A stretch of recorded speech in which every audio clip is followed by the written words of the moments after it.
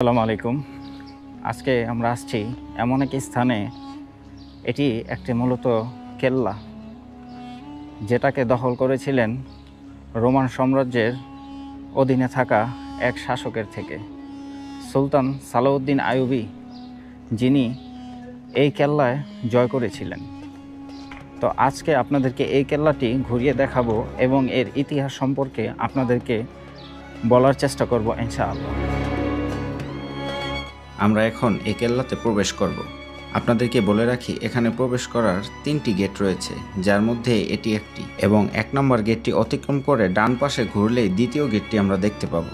এই কেল্লাতে প্রবেশ করার আরও কয়েকটি গেট রয়েছে, কিন্তু মূলত এখন 3টি খোলা অবস্থায় আছে। এখন আমরা 2 নম্বর গেটটি অতিক্রম করছি এবং 3 নম্বর গেটে যাওয়ার জন্য কিছুটা নিচের দিকে আমাদের নামতে হবে, যেটি এই কেল্লার প্রধান গেট হিসাবে ধরা হয়। 1 নম্বর আর 2 নম্বর গেটটি কিছুটি উপরের দিকে রাখা হয়েছে, কারণ এই কেল্লার প্রধান সুরক্ষা হিসাবে এই 2টা গেটই রাখা হয়েছে কিছুটা উপরের দিকে। এবং আমরা এখন 3 নম্বর গেটের সামনে যাব, যা এই কেল্লার প্রধান গেট হিসাবে বলা হয়। যাওয়ার আগে এই কেল্লার প্রধান গেটটি আপনাদেরকে একটু দেখাবো।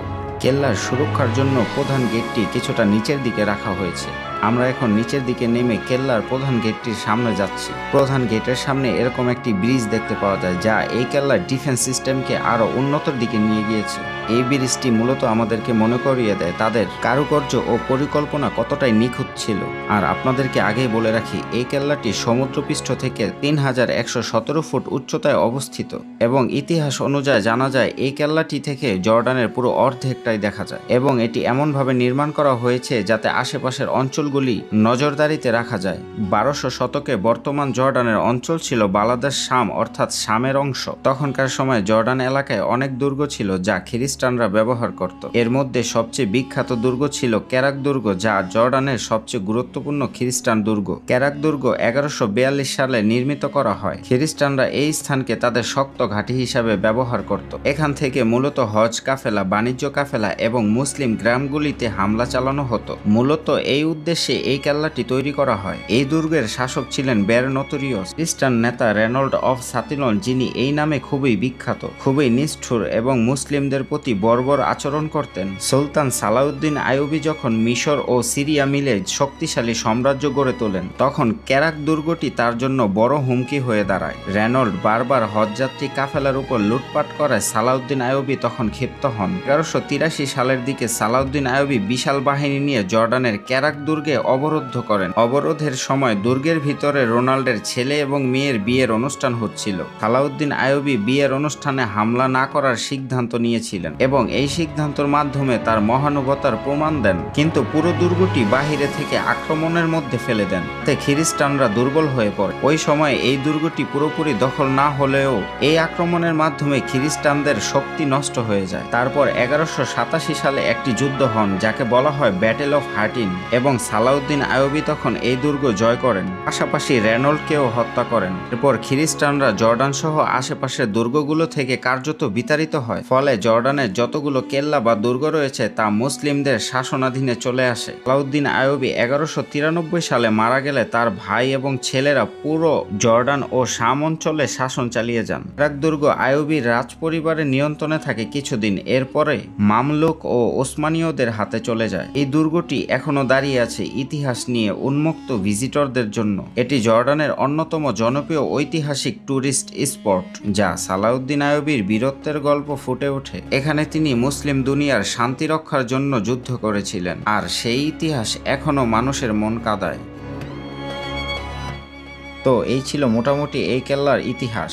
তো এখন আপনাদেরকে নিয়ে যাব কেল্লার ভিতরের রহস্যময় স্থানগুলো দেখানোর জন্য ইনশাআল্লাহ, এবং এই কেল্লার ভিতরটা দেখতে কেমন তাও আপনাদেরকে দেখাবো। আপনারা এখন যে স্থানটি দেখতে পাচ্ছেন, ঠিক এই স্থানে কিন্তু হজযাত্রী এবং যারা বিভিন্ন দেশে ব্যবসা বাণিজ্য করত তাদেরকে ধরে এনে প্রাথমিক অবস্থায় এইখানটাতেই রাখা হতো, এবং পরবর্তীতে তাদের গুরুত্ব অনুযায়ী তাদেরকে সরিয়ে ক্যাদখানায় রাখা হতো, যেটিকে আমরা মূলত কারাগার হিসাবে জেনে থাকি। তো এই স্থানটি আপনারা দেখতেই পাচ্ছেন কতটা নিখুঁত কারিগরিতে তৈরি করা, এবং বাহিরের তাপমাত্রা যতই গরম থাকুক না কেন এখানকার জানালাগুলো এমনভাবে তৈরি করা যা বাহিরের বাতাস ভিতরে আসতে বাধ্য করে। এবং আপনারা জানলে হয়তো অবাক হবেন, এই কেল্লার ভিতরটা এতটাই ঠান্ডা ছিল যা বর্তমান প্রযুক্তির এসিকেও হার মানায়। এবং আরো অবাক করার বিষয় হচ্ছে, আমরা যখন বাহিরে ছিলাম তখন প্রচন্ড গরম ছিল, কোনো বাতাস ছিল না। কেল্লার ভিতরে প্রবেশ করতে এত বাতাস কোত্থেকে আসলো, এটা তাদের জানালার ডিজাইনের কারণে কিনা তা আজও একটি রহস্য।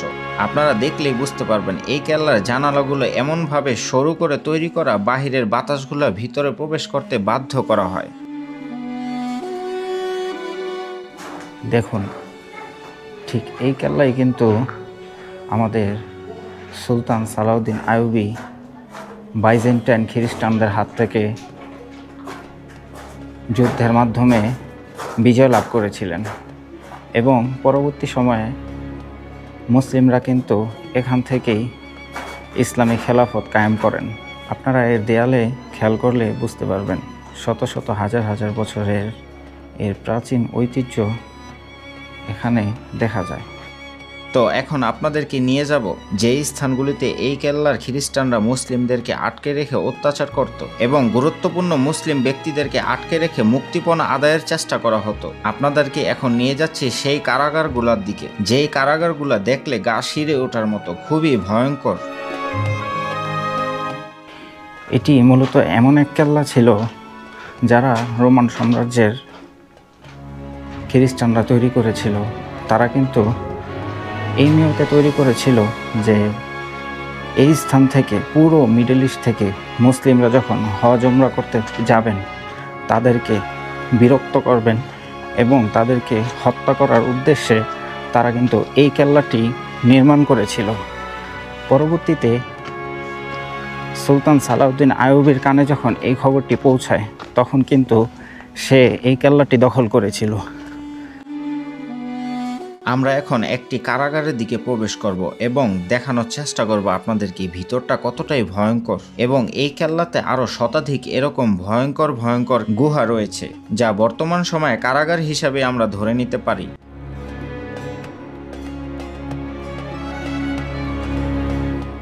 এবং এই কারাগারটি দেখুন কতটাই ভয়ঙ্কর, এবং এখানে কিন্তু কোনো আলোক বা কোনো বাতাস প্রবেশ করে না, যা বর্তমান সময়ে কিন্তু লাইটের ধারায় আলোকিত করা হয়েছে। এবং কারাগারগুলি এমনভাবে তৈরি করা, বিভিন্ন ধরনের মানুষের জন্য বিভিন্ন সাইজের কারাগার নির্মিত করা হয়েছে যাতে তারা এক এক শ্রেণীর মানুষকে এক এক রকমের সাজা দিতে পারে। আজকের আধুনিক দুনিয়া অনেক আগায় গেলেও কিছু রহস্যময় স্থান বা কিছু রহস্যময় কারাগার তারা এখনো খুঁজে বের করতে সক্ষম হয়নি, যা বড় বড় পাথর দিয়ে আটকানো অবস্থায় এখনো দেখতে পাওয়া যায়, এবং হয়তোবা ভবিষ্যতে এগুলো খুঁজে বের করা হবে।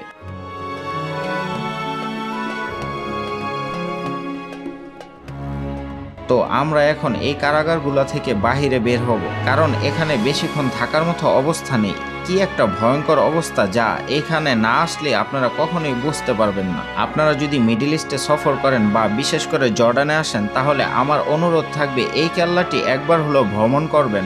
এই কেল্লাটি তৈরি করা হয়েছিল মূলত 4টি পাহাড় ঘিরে। পাথরের পাহাড়গুলো কেটে কেটে তারা 1 থেকে 2 তলা, 2 থেকে 3 তলা তারা এইভাবে নির্মিত করে, যা বর্তমান আধুনিক যুগেও রহস্য হয়ে থেকে যায়। এখানকার ব্যাখ্যা আজও কোনো বৈজ্ঞানিক সঠিকভাবে দিতে পারেনি যে এটি কিভাবে তৈরি করা হয়েছিল। এখন আপনাদের এমন একটি স্থান দেখাবো যা এই কেল্লার সবচেয়ে গুরুত্বপূর্ণ স্থানগুলির মধ্যে একটি, যেই জায়গা থেকে বাইজেন্টাইন খ্রিস্টানরা পুরো শাম অঞ্চল নজরদারিতে রাখত। যেই স্থানটি আমাদের মুসলিমদের কাছে বর্তমানে খুব সুন্দর একটি ভিউ হতে চলেছে, এবং আরো জানলে অবাক হবেন এইখান থেকে কিন্তু বাইতুল মাকদেস দেখা যায়, যা আমরা ফিলিস্তিনি জেরুজালেম শহর নামে চিনে থাকি, অথবা মসজিদ আল আকসা নামে বলে থাকি আমরা। যেই স্থান মূলত আমাদের মুসলিমদের কাছে তৃতীয় পবিত্র স্থান নামে পরিচিত। আমাদের নবীজি সাল্লাল্লাহু আলাইহি ওয়াসাল্লাম বলে গিয়েছেন এই স্থানেই কিন্তু হাসরের ময়দান রাখা হবে এবং এখানেই বিচার দিবস পালন করা হবে।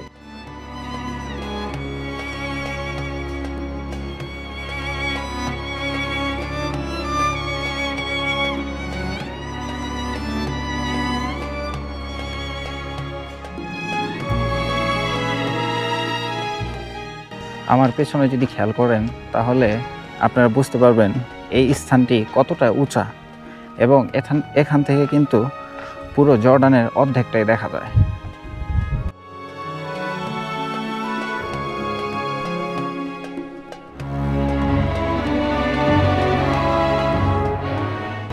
এখন আপনাদেরকে নিয়ে যাব এই কেল্লার সবচেয়ে উঁচু স্থানে, যেখানে মূলত এই কেল্লার দায়িত্বপ্রাপ্ত অবস্থায় গুরুত্বপূর্ণ ব্যক্তিরা তাদের ফ্যামিলি নিয়ে বসবাস করত এবং তাদের ঘরের জানালাগুলো এমনভাবে তৈরি করা হয়েছিল দূরের জিনিসগুলো সামনে দেখতে লাগতো, যা বর্তমান সময়ে দূরবীনের মতো অনেকটা।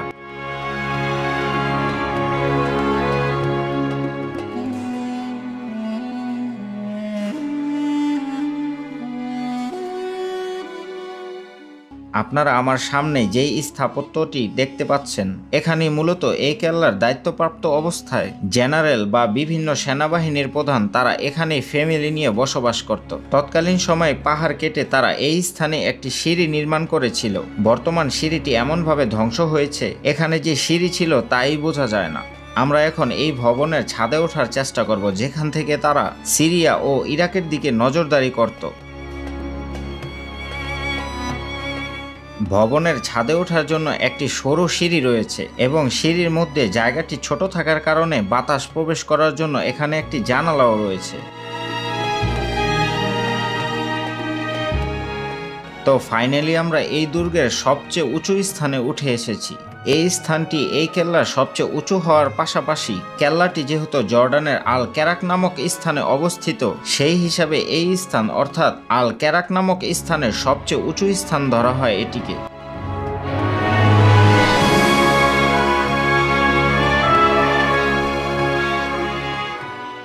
এবং এই জানালাগুলো দেখুন কতটাই নিখুঁত তাদের কারিগরি, এবং এই জানালা থেকে তাকালেই দেখা যায় সিরিয়া ও ইরাকের সীমান্তবর্তী এলাকা। আপনারা জানালার ভিতর দিয়ে এখন যে পাহাড়টি দেখতে পাচ্ছেন, এই পাহাড়টি মূলত অনেক দূরে অবস্থিত, যা জানালার ডিজাইনের কারণে অনেক কাছে মনে হচ্ছে। তো এই ছিল রোমান সাম্রাজ্যের এই ক্যাসেল নিয়ে বা কেল্লা যেটাই বলেন না কেন, এটা নিয়ে এই ছিল আমার আজকের ভিডিও। তো দেখা হচ্ছে পরবর্তী কোনো ভিডিওতে। সেই পর্যন্ত সবাই ভালো থাকবেন, সুস্থ থাকবেন এবং আমার জন্য দোয়া করবেন যাতে এরকম ইন্টারেস্টিং ভিডিও নিয়ে আপনাদের মাঝে হাজির হতে পারে। আসসালামু আলাইকুম ওয়া রাহমাতুল্লাহি ওয়া বারাকাতুহু।